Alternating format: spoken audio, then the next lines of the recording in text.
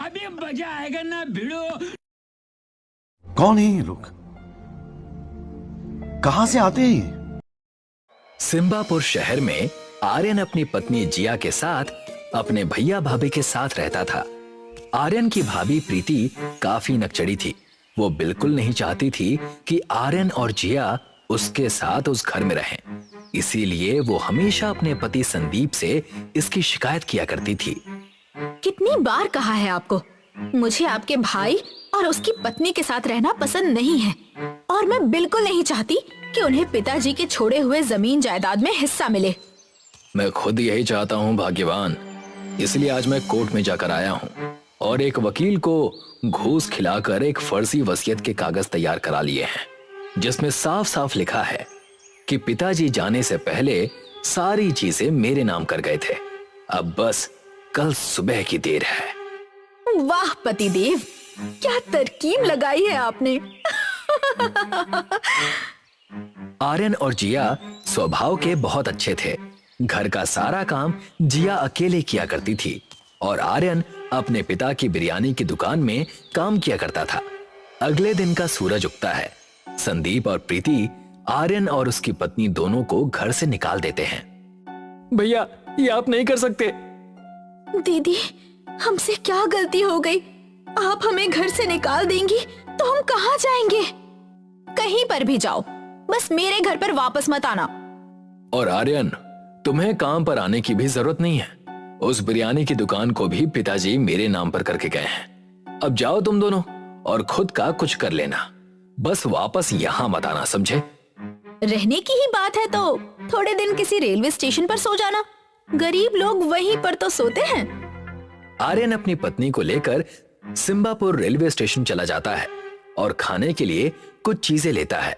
वो पूरा दिन उसी रेलवे स्टेशन पर बिताते हैं। ना सिर पर छत, ना बदन पर चादर। जैसे जैसे दिन बीत रहा था, खाना भी कम हो रहा था।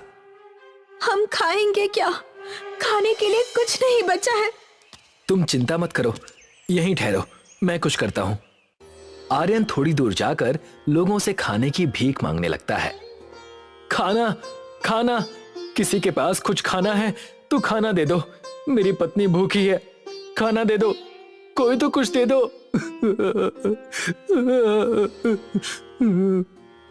आर्यन अपनी हालत पर फूट फूट कर रोने लगता है। तभी वहां पर एक छोटी लड़की आर्यन के पास आकर कहती है, आप रो क्यों रहे हो? मैं आपको खाना देती हूँ। आज मैं अपना टिफिन लाना भूल गई और मम्मी ने मुझे आज बिरयानी और मेरे दोस्तों के लिए मोमोज पैक करके दिए हैं। आप रोइए मत, मैं आपको अपना टिफिन देती हूँ। बेटी, तुम्हारा बहुत बहुत शुक्रिया। ईश्वर हमेशा तुम्हारे साथ रहे। ईश्वर से मेरी यही प्रार्थना है। तभी रास्ते में एक बूढ़ी औरत कमजोरी की हालत में लोगों से खाना मांग रही थी। कोई खाना दे दो, नहीं तो मैं जी नहीं पाऊंगी। आर्यन उसे देखकर रुक जाता है और बूढ़ी औरत से कहता है, जी माँ जी, मैं थोड़ा सा खाना आपको देता हूँ। मैं अपने हिस्से का खाना आपको दे देता हूँ। मुझे बस इतना खाना चाहिए था जिससे मेरी पत्नी का पेट भर जाए।